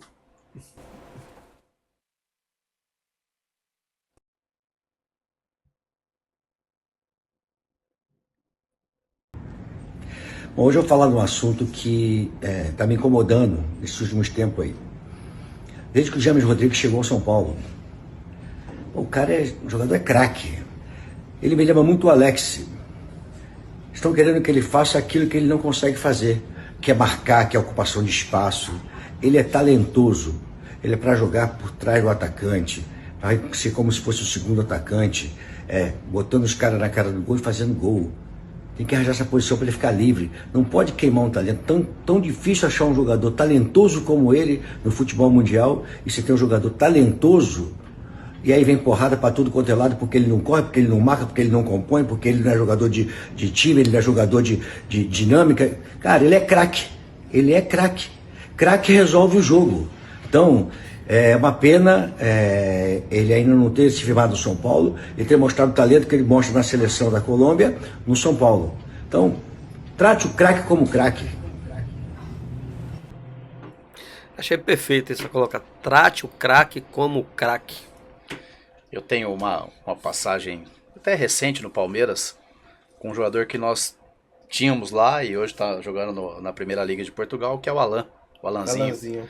Alanzinho foi camisa 10 de todas as seleções brasileiras, sub-15, sub-17, sub-20, sempre titular, com 1,64 m. Isso não é para qualquer um. Se você tem 1,64 m, você consegue jogar por 5, 6 anos na base como Palmeiras, como titular, e joga 5, 6 anos na seleção brasileira como titular, é porque você tem um potencial incrível. E o Alan, ele foi preterido algumas vezes em função de não ter a força que as pessoas acham que hoje é necessário para um camisa 10. E vou além, não é a força. Queriam que ele marcasse, que ele fosse executar uma função que não é dele, como você disse. Pô, mas espera aí, mas o meu camisa 10 ele tem que pegar o cara que vai passar lá no fundo. O meu camisa 10 ele precisa ser intenso naquilo que ele é bom. E o que ele é bom? Na criatividade, na construção, em achar passes decisivos, em finalizar de média distância, finalizar da entrada da área, em virar o pé aqui e deixar o centroavante na cara do gol, em deixar o atacante em condição de chegar numa linha de fundo. Ele tem que ser intenso naquilo que ele é bom e não no que ele não é bom. E eu lembro que um treinador, quando chegou no Palmeiras, tirou o Alan da equipe, não vou citar nome porque é deselegante, mas ele tirou o Alan e na terceira, quarta rodada eu fui falar com ele. Falei, meu amigo, eu já te conheço há muito tempo, te considero bom treinador, mas acho que você tá errando aí tirando o Alan da equipe. Que categoria era? Já era sub-20. Já era Sub-20. sub-20. E eu digo pra ele, olha, mas ele não é intenso. Eu falei, mas você quer que ele seja intenso no quê? Na marcação? Você tem 2 volantes pra isso. Ele precisa ser intenso na criatividade. Se você chegar no final da partida, ele não foi importante pro jogo ou pra sua equipe na criatividade, eu vou te dar razão. Olha, ele não foi intenso naquilo que ele é melhor. Mas você querer que ele seja intenso naquilo que ele não é especialista, você está tirando dele, da sua equipe e do futebol brasileiro um jogador criativo. Pensa bem, e aí depois ele volta o Alan pro time e depois ele me procura e diz, você tinha razão. Eu relutei pelo menos mais umas 2 rodadas ainda pensando se você tinha razão ou não, e você tinha razão. Realmente, eu preciso desse jogador, o futebol brasileiro precisa desse jogador. E aí quando eu levo o Alan para Portugal, o pessoal em Portugal disse assim, futebol português na segunda divisão é muito difícil de jogar. Mas felizmente ele foi para uma equipe que tinha uma capacidade boa de jogo, que botava a bola no chão. Foram campeões da segunda liga, subiu para a primeira divisão. E aí os próprios diretores aqui falaram, não sei se ele consegue jogar a primeira liga. Eu falei, não, agora é que ele vai jogar. Agora é que você vai ver ele produzir. Porque na segunda divisão ainda tinha uma certa dificuldade. Alguns campos ruins, adversários que realmente batem muito, que usam do recurso do antijogo para equilibrar a partida. Mas na primeira divisão, depois você me diz nos jogos contra Benfica, Porto e Sporting se ele vai bem ou não. Ele arrebentou. Ele fez uma temporada agora 23-24 com gols, com assistência, com uma capacidade incrível de jogar. E aí o diretor me liga no final da roda que você tinha razão. É incrível quanto esse menino joga com essa idade. Eu tive num jogo, Moreirense e Vitória de Guimarães, em Guimarães. E a equipe do Vitória de Guimarães, em 4º, 5º lugar ali no campeonato, que é uma equipe que está sempre ali nessa posição na Primeira Liga, e com meio campo extremamente forte.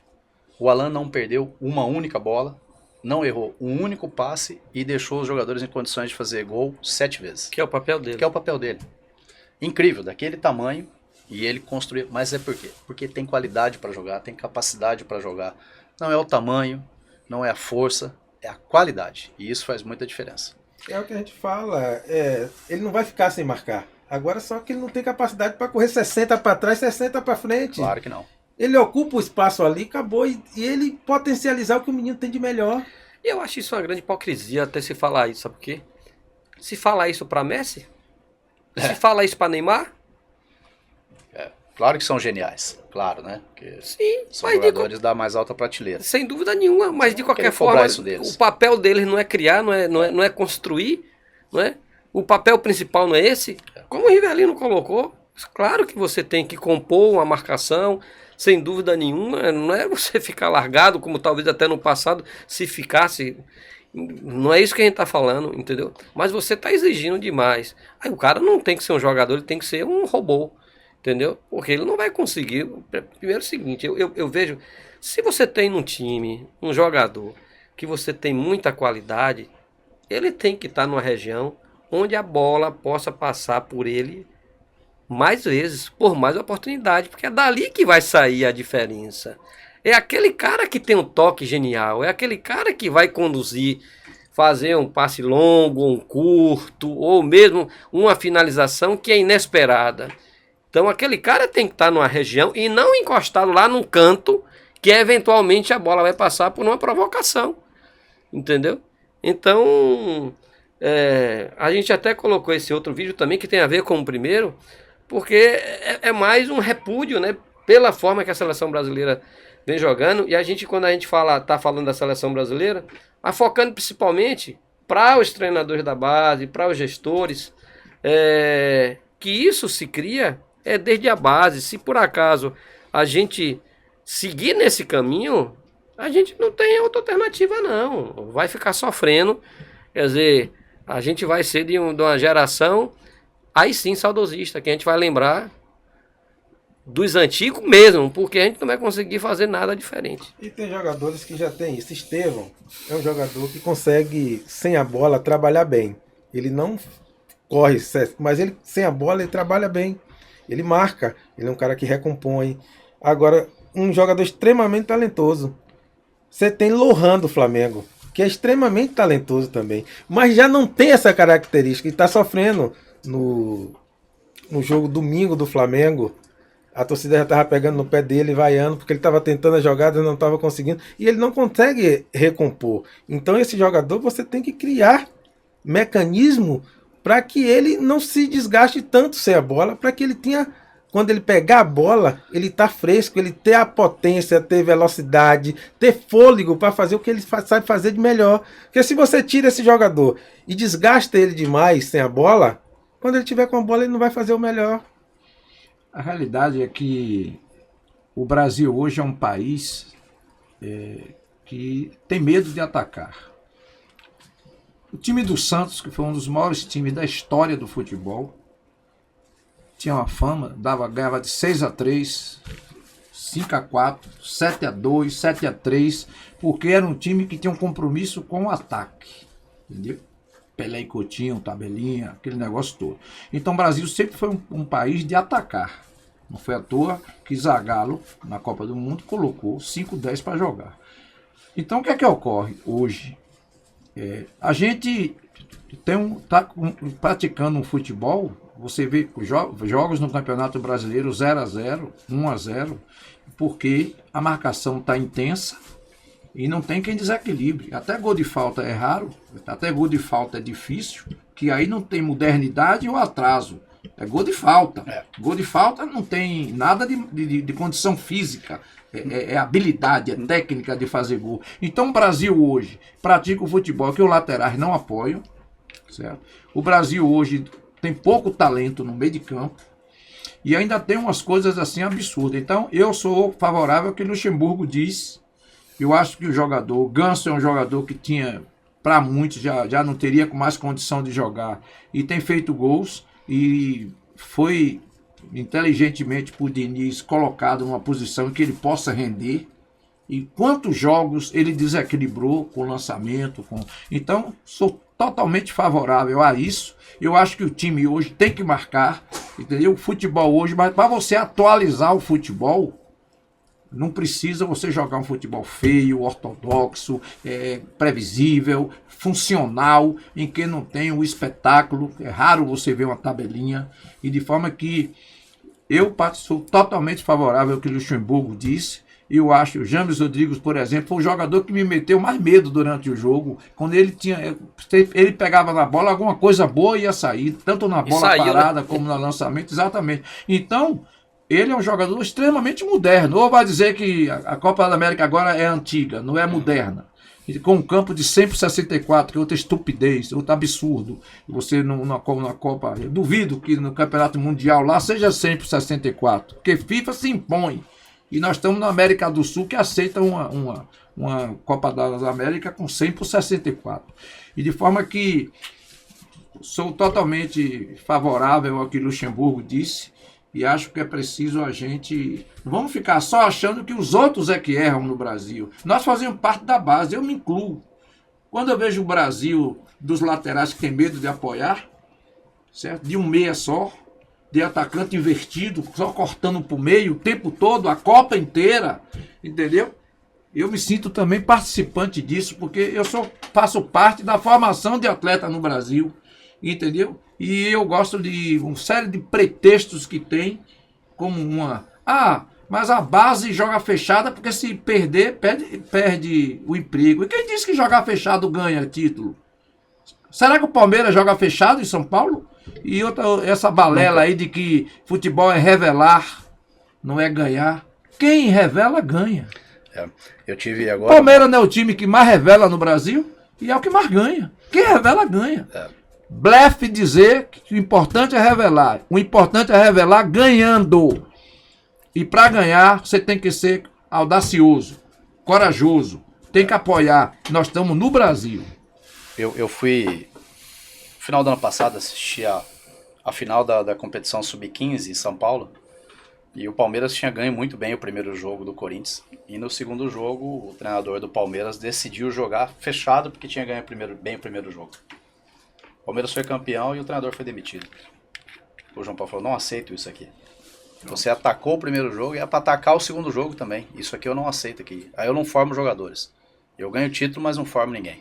Muito bom. Então muito são bom. decisões assim que isso. faz do João Paulo ser esse cara diferente. Eu fui agora pro Japão. Cheguei de lá tem uma semana. Fui acompanhar o Sub-11 do Palmeiras. Foi um torneio que nós arrumamos pro Palmeiras com os nossos parceiros japoneses. E eu fui com o Sub-11 para lá. E era um torneio, obviamente, Sub-11, são campos reduzidos, era um futebol com 7 na linha e o goleiro. E várias vezes eu vi o treinador do Palmeiras dizendo, é para atacar com 6. São 7. Eu falei, peraí, vai ficar um só? Vai ficar um só. Vamos correr risco, eu quero que corra risco. Ataque com 6 jogadores. Espeta aqui na ponta, aqui, ataque por fora, ataque por dentro. Eu quero que ataca. Eu quero que crie situações. Mas se perder a bola, tudo bem, faz parte. Faz parte do processo de formação. Claro que você não pode ser, entre aspas, irresponsável com o futebol profissional de fazer isso, claro. Claro. Entre aspas, eu tô dizendo. Mas não precisamos atacar, esse é o DNA do nosso futebol. Não é isso, Mota? É o que a gente sempre viu. Né? Grandes atacantes, grandes jogadores, e nós temos isso aqui. Nós precisamos tomar cuidado com a formação que nós estamos levando a esses atletas. Olha, se você não correr para trás aqui 70 metros, você não vai jogar, hein? Se diz isso pro extremo. Olha, se você não pressionar aqui os zagueiros de lado a lado, se você não... Eu tô vendo o centroavante correndo 10, 11 km por jogo. E tá longe da área. Como é que ele vai fazer o gol? Quando a bola cruza, ele não tá lá. Ele não tá lá, porque ele tá desgastado. Teve uma contusão de Gabriel de Jesus na seleção. Ele machucou como? Não, ele marcou o lateral esquerdo adversário lá na defesa e machucou. Quer dizer, já pensou o Pelé, Coutinho machucar na defesa? Porque tá marcando o atacante. Então o futebol hoje é marcação, não tenha dúvida disso. E a marcação é intensa e forte. Por isso que para vencer... Acho que se fosse o campeonato mundial de porrada, o Brasil não ganhava. Não ganhava. Entendeu? Então, a gente só pode ganhar com talento e com arte. Se o Brasil abdicar disso, eu vou morrer. E outros morrerão e não verão o Brasil campeão do mundo novamente. Sem dúvida. É só se defender com a bola. Os times de Guardiola se defendem com a bola. Ele tem a maioria do tempo a bola no pé. E quando ele perde, ele abafa logo. Todo mundo corre pouco. E fica com o tempo maior do jogo com a bola no pé. Por isso que ele ganha, ele sufoca. Gosta do lançamento de preferência mais curto. Aí os caras jogam contra ele e fica maluco porque só corre atrás do time dele. Pois é. Foi o que a Colômbia fez com o Brasil. Mandando isso aí. E a gente correu atrás da Colômbia. A gente tá chegando aqui ao nosso final. Deixar um recado aqui para você que é pai, mãe, tio, avô.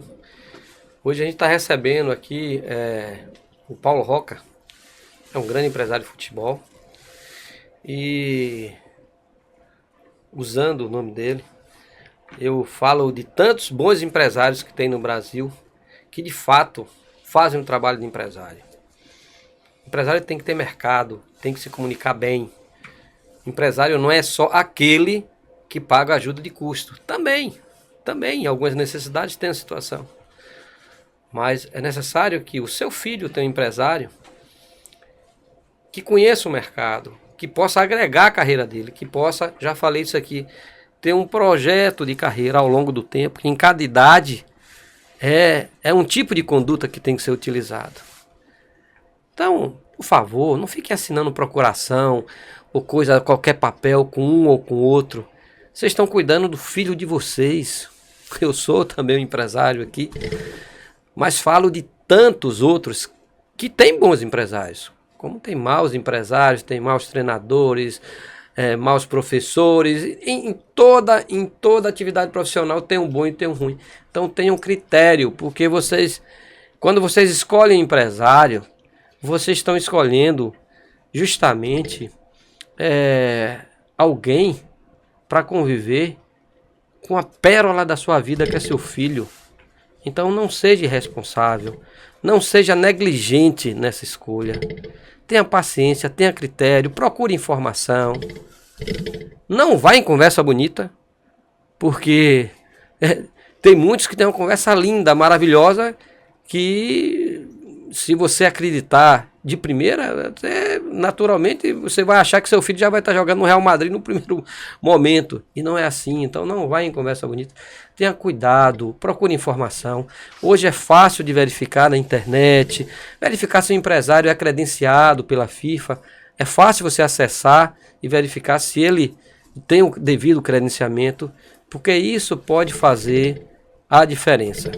Costumo falar, pagar passagem, pagar chuteira, dar um presentinho, qualquer dono de padaria, dono de posto de gasolina, qualquer pessoa que tem uma condição financeira boa consegue fazer. Mas isso é um investidor. Não quer dizer que ele é um empresário. Gestor, né? São coisas diferentes. Então tenha muito cuidado com isso, porque vocês estão, afinal de contas, cuidando da vida, como eu falei, da pérola de vocês, que são os nossos filhos, não é isso? Queria agradecer, Paulo, pela sua participação aqui. Fico muito feliz em lhe ver, feliz em ver o seu sucesso. A gente vem acompanhando, já tem um tempo que a gente não se viu, que já tinha se visto.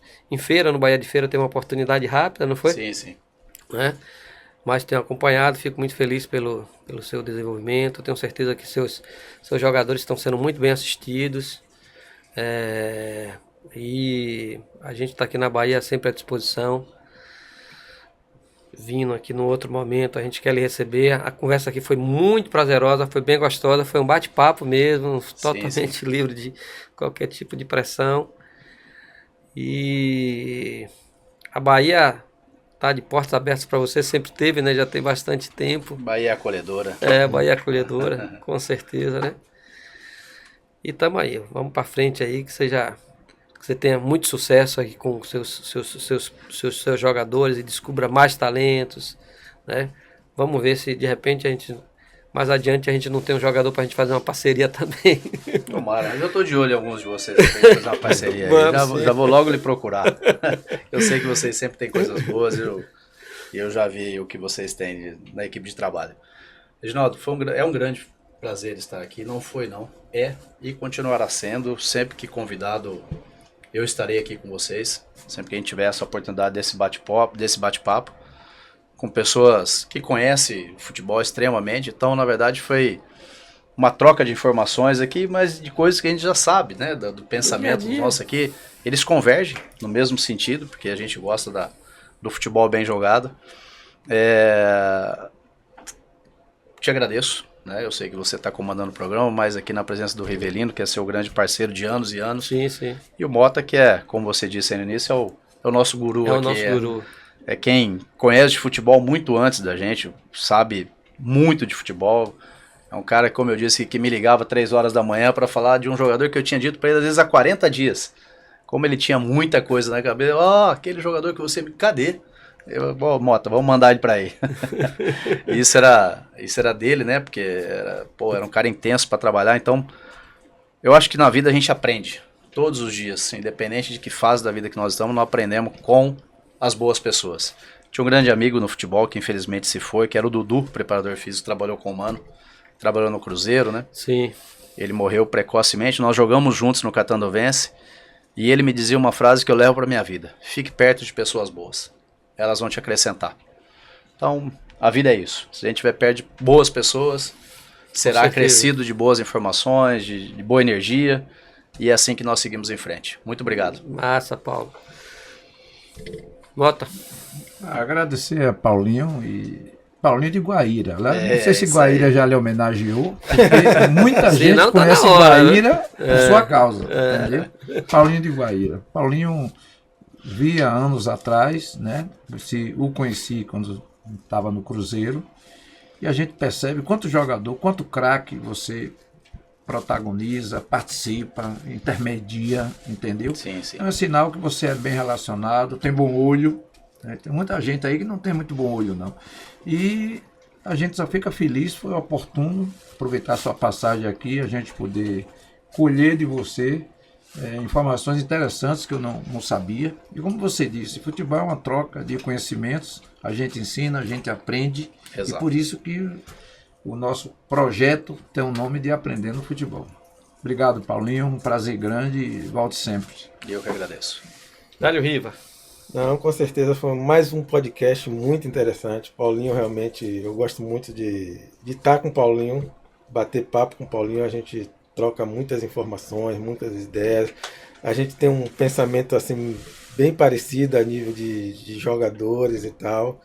E assim, a gente sempre aprende, né? Como o Mota falou, futebol é uma troca de conhecimentos. Então, quem vai ganhar com isso é as pessoas que têm nos acompanhado, você que tem nos acompanhado, com certeza vai gostar e vai aprender muito com esse podcast. E Paulinho é um cara ímpar, por isso que está no lugar que está e com certeza ainda vai galgar lugares mais altos. Grande abraço, Paulinho. Outro abraço e amém. Que sejam feitas as suas palavras aí na minha vida, né? Que a gente realmente continue avançando. Muito obrigado. Você merece, vai dar tudo certo. Tá dando e vai continuar. É isso, pessoal. A gente chega ao fim desse podcast. Eu peço para que você que está nos acompanhando, compartilhe esse vídeo. Curta também, isso ajuda de alguma forma para que esse conteúdo possa chegar em outras pessoas, né? O nosso papel aqui, a nossa intenção, basicamente, é contribuir de alguma forma para que você que é pai, mãe, avô, ou toma conta, um treinador de futebol, de escolinha, que quer ajudar seu filho, o seu aluno ser um jogador de futebol, né?